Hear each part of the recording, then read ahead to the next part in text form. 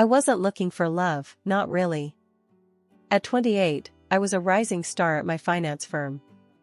Spreadsheets were my love language, and my cubicle felt more like home than any bar or dating app ever could. Then came Sarah's rooftop party. Sarah, my coworker and best friend, had a knack for dragging me out of my comfort zone. This time, it was a mixed crowd, a bunch of artists and musicians Sarah knew, and a few of the more normal people from the office. That's where I saw him. He was arguing, well, more like playfully sparring, with a guy over the best way to restore a brick building. He was tall and lean, with kind eyes and a mess of dark brown hair that looked like he just ran his fingers through it. He wore a worn leather jacket over a faded t-shirt that probably had a band logo I wouldn't recognize. The opposite of my usual button-down and slacks crowd, but something about him drew me in. So, you think slapping a fresh coat of paint on history is a good idea? He was saying, a playful smile on his face. The other guy, a stocky dude with a shaved head, rolled his eyes. Hey, it preserves the structure, right? Yeah, but it erases the character, the guy in the leather jacket countered. The cracks and the wear, that's what tells the story. I found myself walking closer, drawn to their easy banter. Just then, Sarah appeared beside me, a mischievous glint in her eyes. Amelia, this is Mark, she said, nudging me forward. Mark, this is Amelia, the spreadsheet wizard I was telling you about. Mark turned, his smile widening when he saw me. Spreadsheet wizard, huh? Sounds impressive. It pays the bills, I replied, feeling a blush creep up my cheeks. But I can also hold my own in a conversation that doesn't involve amortization schedules. I winked at Sarah, who snickered. Challenge accepted, Mark said, his voice warm and inviting. So, Amelia the spreadsheet wizard, what do you think about preserving history? We ended up talking for hours about everything and nothing. He was an architect, passionate about restoring old buildings and giving them new life. I told him about my crazy hours at the firm and the satisfaction of closing a big deal. There were no awkward silences, just a comfortable flow of conversation that felt effortless. As the night wound down, we found ourselves standing by the railing, overlooking the city skyline. The air was cool, and goosebumps prickled my arms. This was fun, I admitted, surprised by the slight tremor in my voice. Yeah, he agreed, his gaze fixed on the glittering cityscape. I wouldn't mind doing this again sometime. Me neither, I blurted out before I could overthink it. We met with Mark's parents, Martha and Arthur, at a fancy restaurant they picked. The conversation flowed easily enough, at first. We talked about the wedding plans, the venue I'd booked, a beautiful old converted library, and the caterer I was stressing over. Turns out organic, locally sourced canapés are a pricey business. Then, things took a weird turn. Martha, mid-bite of her lobster bisque, which she pronounced bisky with a forced accent, suddenly fixed me with a steely gaze. So, Amelia, she said, dabbing her lips with a napkin, Mark tells me you work in finance? Yes, I'm a financial analyst at a large firm downtown, I replied, unsure where this was going. Analyst, huh? Sounds important, Arthur chimed in, his voice booming across the table. You must do well for yourself. Mark, who had been mostly quiet up until this point, cleared his throat. Dad, come on. That's not what we're talking about. Just making conversation, son, Arthur said, waving his hand dismissively. He turned back to me. So, Amelia, you mentioned a firm? Big name, I presume? I told him the name of the firm, a global player in the financial world. A satisfied smile spread across Martha's face. Excellent, she declared.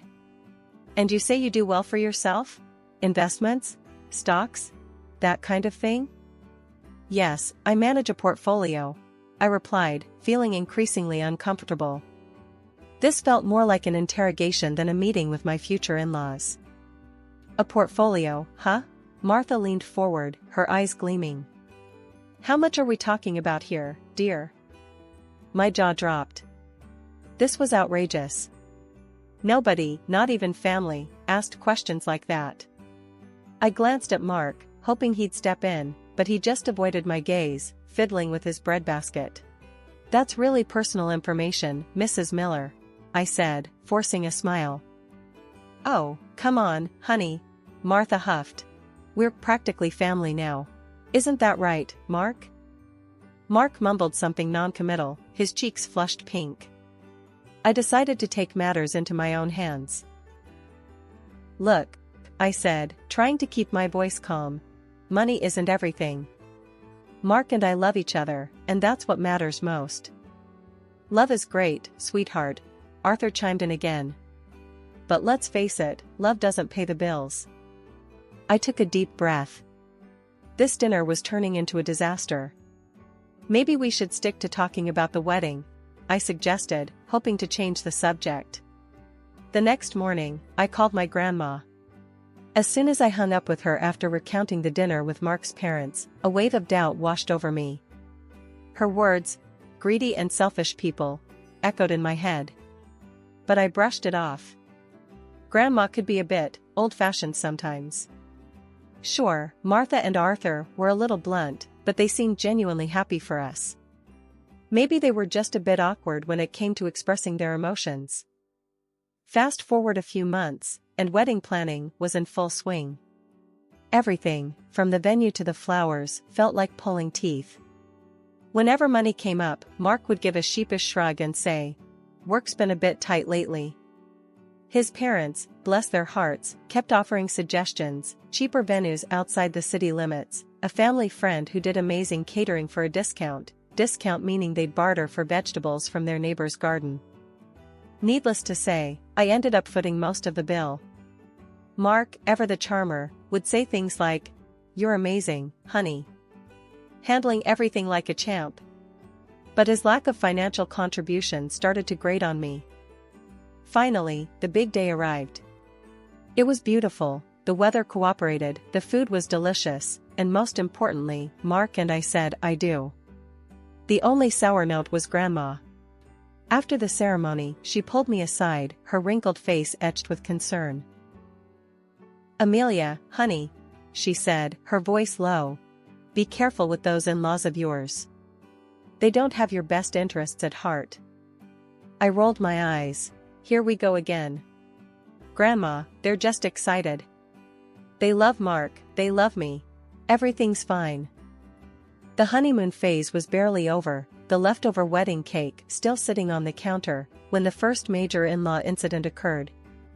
It was a Sunday morning, and Mark and I were still luxuriating in bed when a loud thump from downstairs shattered the peaceful silence. We exchanged a confused look, then Mark mumbled, "Probably the mail." Wrong. The thump was followed by a cacophony of rustling paper and muffled exclamations. Throwing on robes, we hurried downstairs to find a scene that could have been ripped straight out of a horror movie. Well, a horror movie with a lot of floral wrapping paper and gaudy gift bags. Martha and Arthur were sprawled on the living room floor, surrounded by wedding presents like vultures picking over a carcass. They were tearing into boxes, oohing and awing over some items, tossing others aside with dismissive grunts. "What in the world is going on here?" I demanded, my voice laced with disbelief. Martha, mid-unwrap, looked up and flashed a megawatt smile. "Amelia, darling. Just admiring your lovely wedding gifts." "Admiring?" I sputtered. "It looks more like you're ransacking the place." Arthur, holding up a crystal vase and squinting at it, snorted. "Relax, sweetheart. Just sorting things out. Can't have all this clutter lying around, can we?" Clutter? These were gifts, chosen with love, hopefully, by our friends and family. But before I could voice my outrage, Mark spoke up. "Maybe they should just leave the presents unopened, right?" he said, his voice mild. "Exactly," I chimed in, relieved he wasn't completely oblivious. Martha scoffed. "Don't be silly, honey. It's rude not to open presents. Besides," she added, her eyes gleaming, "we might find something truly special in here." Special for them, that much was clear. I watched in growing frustration as they picked through the gifts, setting aside anything that caught their fancy: a silver picture frame, a set of engraved wine glasses, a fancy cheese board. Finally, I couldn't take it anymore. "These are our wedding gifts," I said, my voice firm.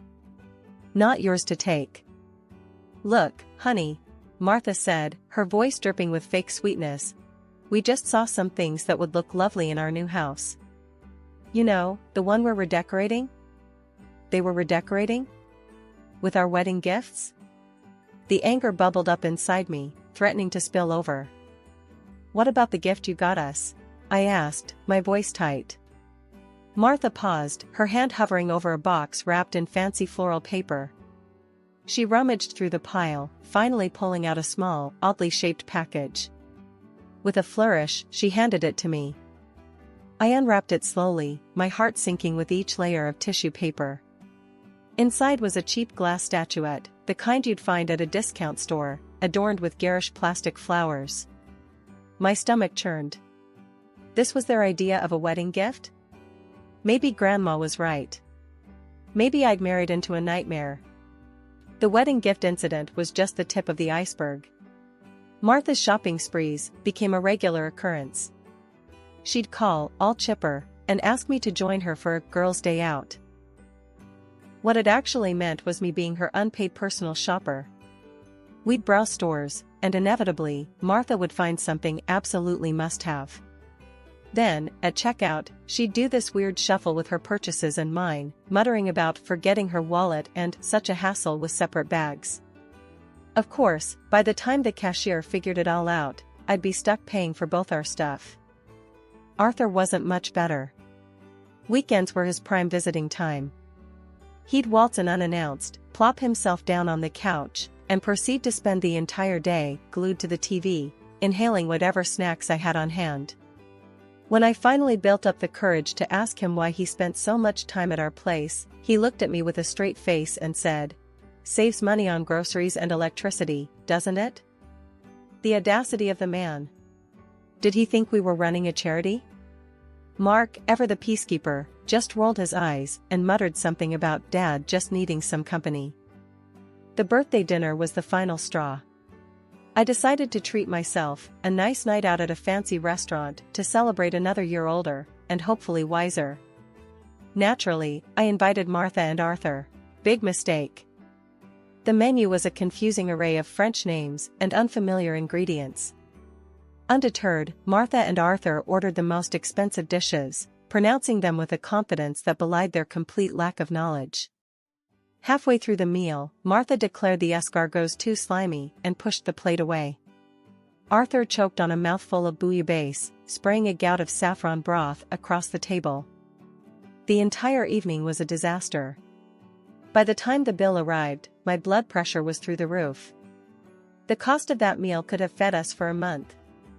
And guess who offered to chip in? Nope, not Mark. He just sat there, oblivious, while I choked out a strained thank you to the waiter and reached for my credit card. Back home, fuming and frustrated, I finally confronted Mark. "How can you just let your parents walk all over you like that?" I demanded. "Come on, babe," he said, dismissive. "It's not a big deal. They're just, like that." Like what? Selfish and entitled? "Mark, this isn't okay." He sighed, running a hand through his hair. "Look, I love you, but you gotta pick your battles. My parents are, well, my parents. They're not gonna change." Maybe he was right. Maybe I had been naive, hoping to change them, to somehow mold them into the in-laws I'd always dreamed of. But the reality was staring me in the face. Martha and Arthur were who they were, and that wasn't going to change. The birthday dinner debacle was a turning point, but not the end. The in-law gift-giving strategy became painfully clear: shower us with cheap, impersonal trinkets on holidays and expect extravagant presents in return. A framed picture of a lighthouse for Christmas? Try a top-of-the-line espresso machine for Mother's Day, according to Martha's order. Any hint at the unbalanced value of gifts resulted in a lecture about family and not keeping score. My grandma, bless her soul, wouldn't dream of asking for anything. Every time I'd inquire about a holiday gift, she'd brush it off with "Honey, I have everything I need. Just come visit, that's all that matters." Meanwhile, Martha and Arthur treated gift-giving like a competitive sport. They'd show up unannounced, a triumphant glint in their eyes, brandishing their latest treasures. A chipped ceramic fruit bowl for Christmas? A set of mismatched oven mitts decorated with faded cartoon cats for Valentine's Day? Each offering felt like a slap in the face. The final insult came on Thanksgiving. This year, I'd opted for a quiet night in, just Mark and me, maybe order some takeout and watch a movie. But of course, Martha and Arthur had other plans. They barged in, laden with shopping bags, their faces plastered with self-satisfied grins. "Happy Thanksgiving, sweetie," Martha trilled, thrusting a brightly wrapped package at me. I unwrapped it with a sinking feeling. Inside was a gaudy scarf, the kind you might find at a gas station gift shop. Flowers were fake plastic, the fabric felt like sandpaper against my skin. "It's perfect, isn't it?" Martha beamed. "Matches your new coat perfectly." I forced a smile. The coat in question was a vintage find I'd scored at a thrift store. The scarf, well, it clashed spectacularly. "Thanks, Martha," I mumbled, trying to hide my disappointment. Arthur, meanwhile, was holding up a small box. "And for you, son," he declared, "a little something to help you unwind after a long day at work."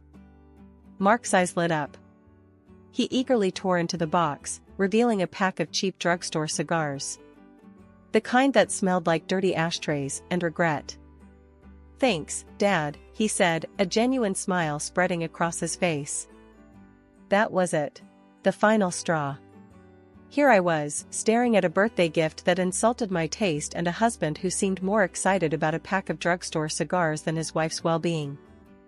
The anger simmered inside me, threatening to boil over. But instead of exploding, I did something completely unexpected. I took a deep breath, forced a smile, and thanked them for the lovely gifts. A glimmer of hope arrived in the form of my work performance. I landed a coveted quarterly award, a hefty bonus that practically screamed, "Celebrate."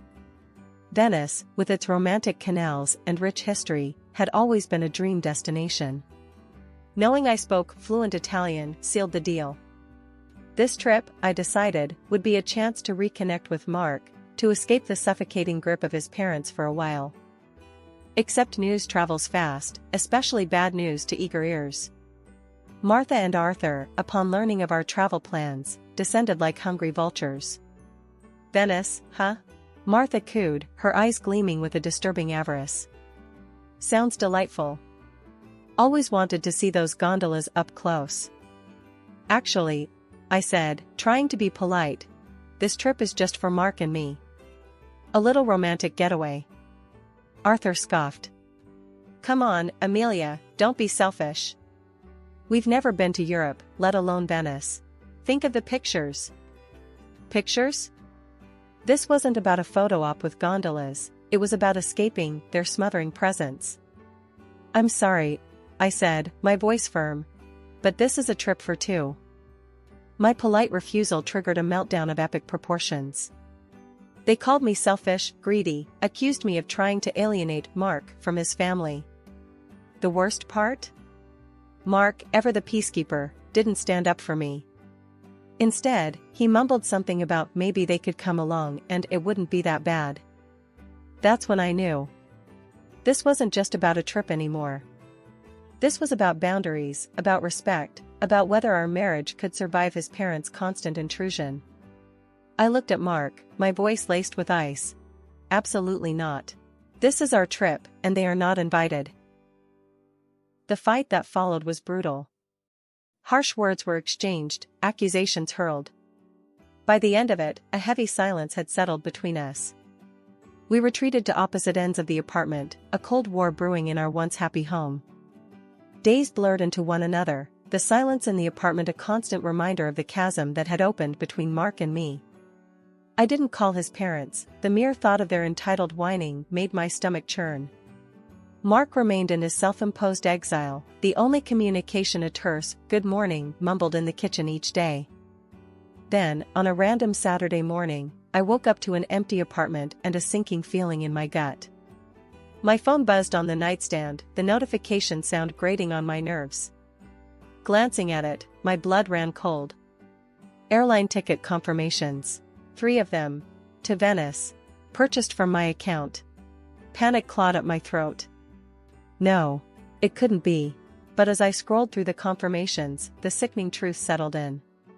Mark, with the audacity of a seasoned thief, had used my trusted access to our bank account to book not only his own ticket to Venice, but 2 more, for his precious parents. Hotel reservations, also courtesy of my hard-earned money, confirmed my suspicions. He'd gone behind my back, completely disregarded my feelings, and booked a vacation for himself and his leech-like family with my money. The anger, hot and furious, burned away the remnants of any affection I might have had left for him. My fingers flew across the screen, canceling the return flights and hotel rooms. Next, with a steely resolve, I revoked Mark's access to my bank account. One small act of defiance in the face of their colossal selfishness. A few hours later, my phone erupted with a call. Mark's name flashed on the screen, but I let it go to voicemail. The voicemail notification arrived a moment later, his voice laced with a mixture of panic and fury. "Amelia, where the hell are you? We're supposed to be checking into the hotel. What did you do with the tickets?" I deleted the message without listening. Then came a barrage of texts, from both Mark and Martha. A mixture of demands, accusations, and veiled threats. Mark's final message, though, sent a dark chuckle rippling through me. "If you don't give me back access to the account and get us on that damn plane, Amelia, we're done. Consider this your divorce notice." With a newfound clarity, I started making my own plans. I contacted a lawyer, the weight lifting from my shoulders with each step towards independence. Mark's divorce notice might as well have been a gift. I didn't wait for Mark to waltz back in, tail between his legs. Packing was cathartic. Clothes went into suitcases, knickknacks into boxes. But the gifts from Martha and Arthur, those gaudy trinkets and mismatched sets, I left untouched. I lined them up on the living room floor, a garish monument to their selfishness. A final act of defiance before I slammed the door shut on that chapter of my life. Grandma's house, with its familiar scent of cinnamon rolls and worn furniture, felt like a warm hug. Tears streamed down my face as I recounted the entire ordeal, the hurt and anger spilling out like a dam breaking. Grandma listened patiently, a sad smile on her lips. "I told you, honey," she said softly, her voice laced with a hint of "I told you so," but mostly concern. "But sometimes you gotta learn things the hard way." "You know," I said, a newfound determination settling in my voice. "Maybe this is a good thing. Now I know what to look for, what to avoid." A few days later, a knock on the door shattered the peaceful afternoon. My heart lurched, but before I could react, Grandma ushered me towards the back room.